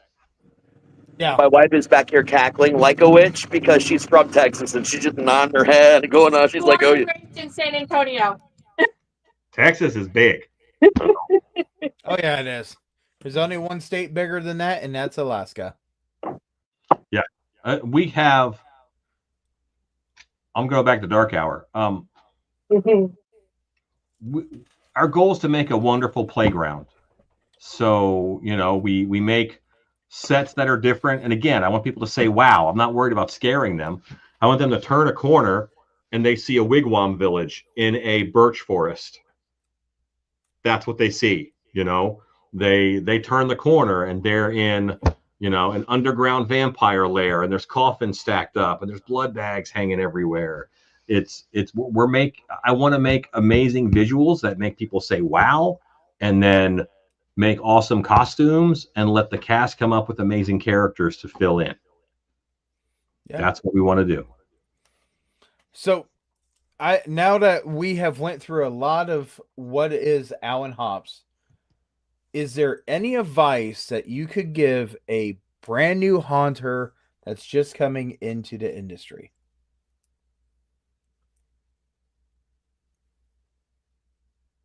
Don't worry about what your customers want. You build the show that you want, that you think is cool. There's a writer who did the Jared series, which is dark fantasy. Stephen Bruce, and he wrote, I like rapiers and cloaks, so what I write has a lot of rapiers and cloaks. You know, Robert E. Howard likes great swords and battle axes and half-naked barbarians, so that's what he writes. Yep. And people are going to love your work based off how much you love it. So don't compromise on, well, I got to put, and just an example, clowns in here because people love and want to see clowns. They don't see clowns at dark hour. Every now and then I'll say, oh, you don't have any clowns. I'm like, no, I don't. If you want to see a clown in a haunted house, I can give you a list of 20 other haunted houses nearby, which are packed full of clowns. But they don't fit the dark fantasy that I want. You be you. What we do as a haunt is we train our audience. You're going to throw on a show that is unique to you. People are going to come through, and the ones who love it will come back again within 3 years. The ones who don't love it, they might not come back.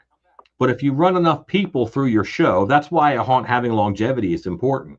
You run enough people through your show that enough people love it, then you build up that audience where if I open my doors, I know I'm going to do 10,000 people in a season. If I didn't advertise that much, just native social media. You know, I do advertising because I want to get those numbers to be 35, 40,000, because that's how I keep the lights on. That's how I get to pay more people and make more year-round haunters, and be able to do more fun projects.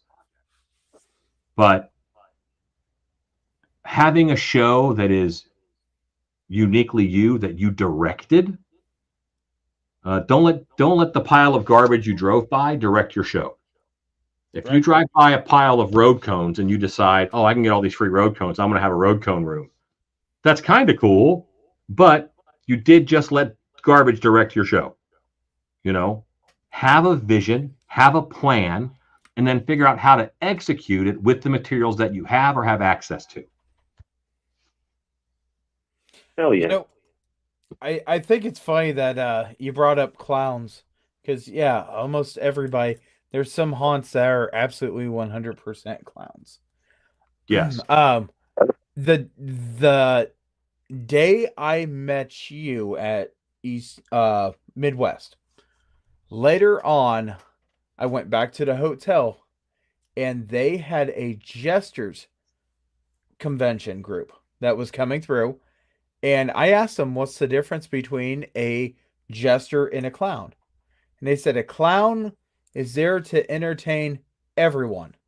The jester's job is to only entertain himself, which people pick up on him enjoying it, so they enjoy it because he's enjoying it. Oh yeah. And I was going to say laces and dags are the difference. Laces and dags. Laces, like jesters lace up and just dag in costume. And the hats, definitely very different hats. Oh yeah.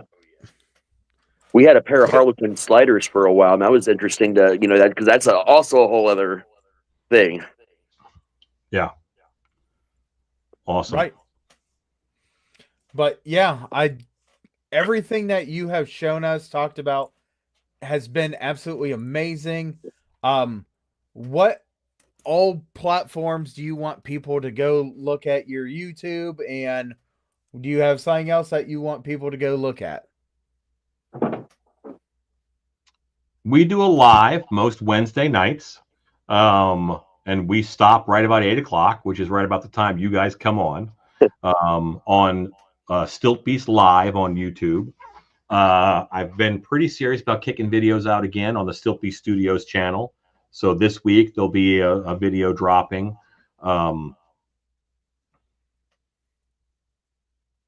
We're kind of closed off for orders. I don't want anybody to order any masks. We're busy making the things we've already contracted to make. I don't want them to seek me out. I want whatever they think is cool about me to nurture that in themselves, because it's there. It's there. Don't seek me out. I'm easy to find. If you need me, I'm here. You know, you can hit me anywhere. But there's a director in you, there's an artist in you, and nurture that. That's what I want you to do. That's what I want to have happen. Because when I teach skills, if we all have the skills, then I get to see what your ideas are, because you're not held back by the barrier of not knowing how to do something.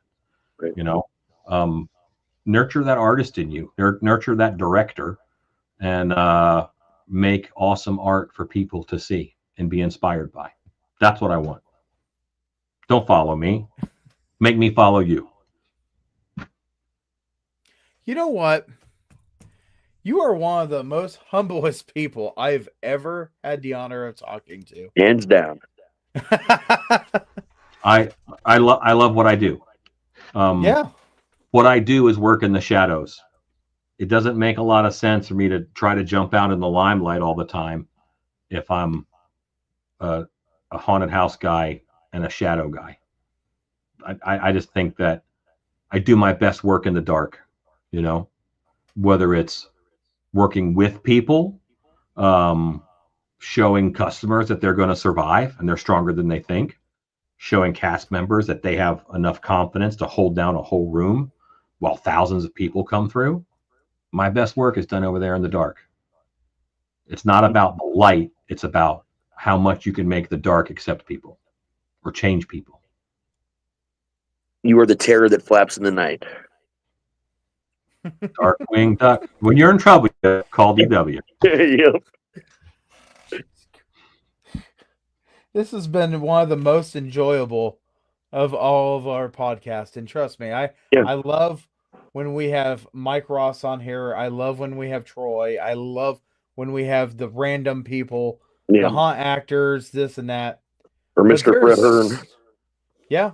There is just absolutely so much that you guys can absolutely take from this episode.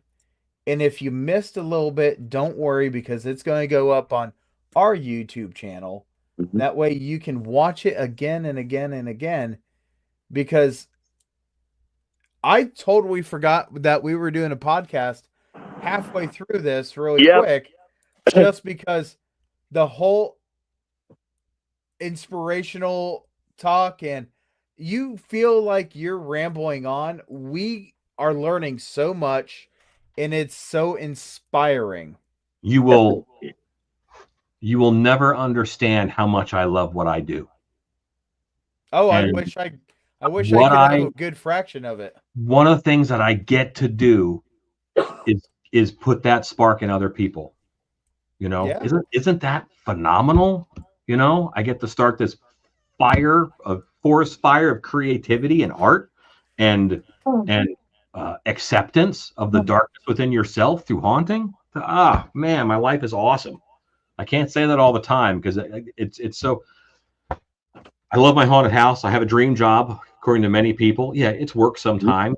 You know, my wife is the absolute love of my life. You know, my life is freaking awesome. So I had better be nice to people. I had better be appreciative. I had better tell them, make your life awesome, because you have the power to do that. And if I'm not doing that, I'm wasting my time. And this is the reason that we have a Alan Hops button. Oh, yeah. Because so many people have told me, oh, no, you got to watch this. Oh, watch this. I'll watch this. And 7 times I heard somebody going on and on about how watching the Alan Hops videos have helped them, have inspired them, have this and that. And I hope you truly understand what you have started in many, many people's imaginations, their everything. Because, yes, I even had to put Alan Hops button on this show just because it's what you do. Oh, yeah. And for those of you that are just joining us, our network for the first time, we actually have a lot of different shows on the Outlight Network. It is an entire network dedicated to storytelling in many different mediums. We have authors, filmmakers, actors. We do shows about cryptids, We watch terrible movies and talk about them so you don't have to. And we haunt. We do so many different things here. And to get someone like you that understands the storytelling aspect of what this is, perhaps more than any guest we've ever had, not just on this show, but many other shows that we've done, it's a breath of fresh air, man. Thank Absolutely. you. Well, come on and talk about haunted houses. Twist my arm. Okay, I'm down. Well, let me just say it's been an absolute pleasure. We are at our 2 hours. I do have a couple of announcements, but I will wait for 2 more weeks for these announcements to come out, just because we want to make sure that all the information is correct on these announcements. So hopefully we get some of you guys to watch our next episode here in 2 weeks. We're actually going to talk to a haunter that she is a really good slider, and she's been at a couple of different haunted houses, from Kings Island to, I do believe that she is part of the USS Nightmare. Yep. Yep. He also sometimes volunteers with Hell's Dungeon. Yep. So hopefully you guys all tune in. Alan, I can't say thank you enough. Next time we meet, you pick the beverage and I will buy it for you. I've Coke seen Zero. some of your videos. That's my beverage. Coke Zero. That's like no. If you want a Coke Zero, I'll get it in there. Thank you guys for having me on. I really appreciate it. Truly. This is Absolutely. And anytime that you feel like, you know what, you want to talk and you want to come back on the show, you or your darling wife can get a hold of us, and we would be more than happy to have you. But I know how busy of a person you are, and it's a very long schedule. But you did get through the conventions, I do believe, right? I have one more at And the what end of convention? July. We have one in Texas. Yeah. The Texas Haunters Convention, correct? Yep. All right. So hopefully the wonderful flea bag that I call my friends don't win by putting skeletons together and playing Home Depot and Walmart and stuff like that. They were great costumes. Congratulations for winning last year, but you guys got to step it up. Troy. Yeah, Troy. But thank you very much for being on the show. And like I said, I see you in person. I'll get you a Coke Zero. Thank you kindly, guys. Appreciate it. Have a great night. You too, man. Go make stuff. Absolutely. We thank you guys very much for watching the show, and we are going to sign off. But before we do that, I hope that everybody has had a wonderful, inspirational talk by this wonderful man, and we absolutely all need to come up with some great ideas, because I'll tell you what, if he's wanting to watch us all, we've got to be able to show off what we can do. So thank you guys, and always enjoy the wonderful season, and don't forget to smile. And spay and neuter your friends. Do your friends. Oh, geez.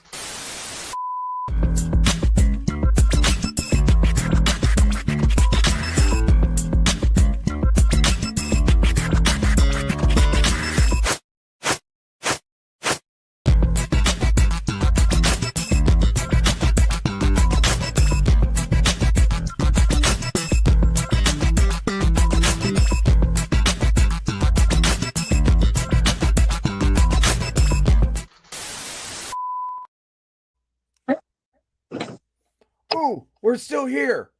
Not for long.